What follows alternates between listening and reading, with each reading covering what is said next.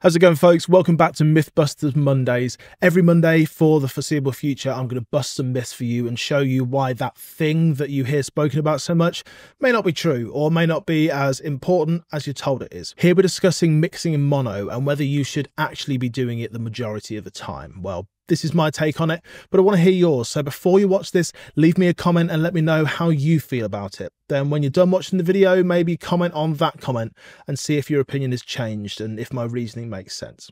Let's go.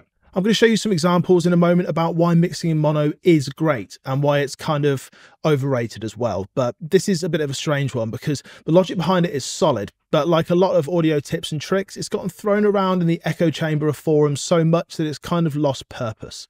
One person says you should mix in mono to get your balance. The next says you should do it to set your EQs. The next says it helps with separation. And before you know it, you're being told you should mix in mono 95% of the time and only switch to stereo right at the end. Here's my thoughts on the subject.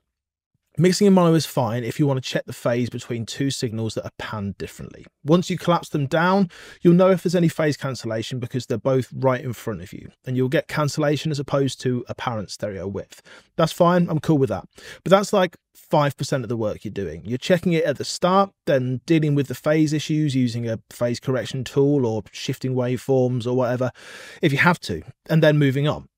It's also helpful if you want to check maybe how the vocal is sitting against guitars, if the vocal is panned centrally and the guitars are hard panned left and right. Again, that's fine, I get it. It's much easier to hear EQ masking if it's right in front of you.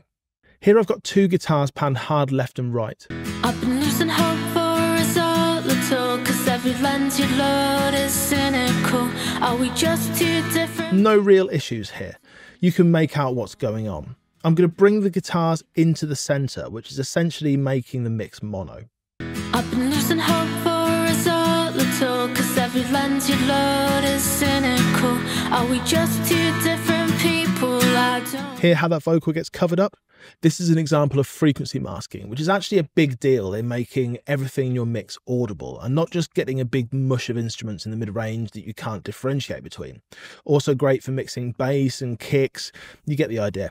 Anything that occupies the same frequency ranges. Plugins like iZotope's Neutron 4 and TDR Nova are great for dealing with this. Neutron 4 more so because it's pretty intelligent and can work out where the masking is automatically. But these plugins aren't really caring about left and right necessarily, they're just listening for frequencies.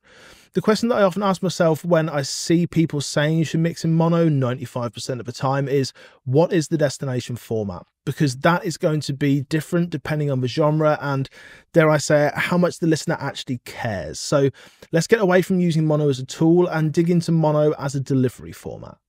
There are genres that are far more likely to be played back in mono. Electronic music, for example, an umbrella term to describe really anything recorded with predominantly virtual instruments as opposed to acoustic ones, is maybe more likely to get played in a club setting through a big PA. As I've mentioned in videos before, quite often these will get folded down to mono because the DJ or whoever can't be sure where the audience will be standing. If they're in the sweet spot in the center, that's fine. But anything other than that, and you're going to hear the mix differently if you have stuff panned hard left and you're nowhere near the left-hand speaker. It's also kind of ridiculous when you think about how many speakers there are in a club. There's not just one left stack and one right stack. They're all over the place, all around the room. So what gets sent the left channel and what gets sent the right? It's just folded down to mono and all speakers get everything. So electronic style genres, yep, I can see that. Mixing in mono is pretty handy to know how it's going to translate into a club setting.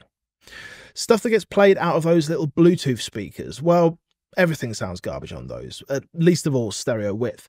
As long as your vocal doesn't completely disappear, it's probably not that much of an issue. Check it in mono, move on with your life. The mix is going to sound different, and that's what happens in mono. It doesn't mean you should try and satisfy the mono crowd. Also, take into account how much people are actually paying attention. Think of mono playback formats, Bluetooth speakers, clubs, maybe phone speakers, not a lot else. Are people listening to those sources critically, or are they doing something else and having the music on in the background? Bluetooth speakers sit in people's kitchens to listen to when they're cooking. Clubs aren't about how great the stereo image is, they're about the beat that people can get behind. And phone speakers, they're normally for people who want to annoy other people on the train. Those who care about audio fidelity, those who care about EQ balance and stereo width are undoubtedly going to be listening in stereo, and that's who you're catering for. Yes, check in mono to make sure there aren't any issues. That's what mono is good at. But after that, switch to stereo and make a great mix without worrying about how it sounds through rubbish speaker systems. Do you agree?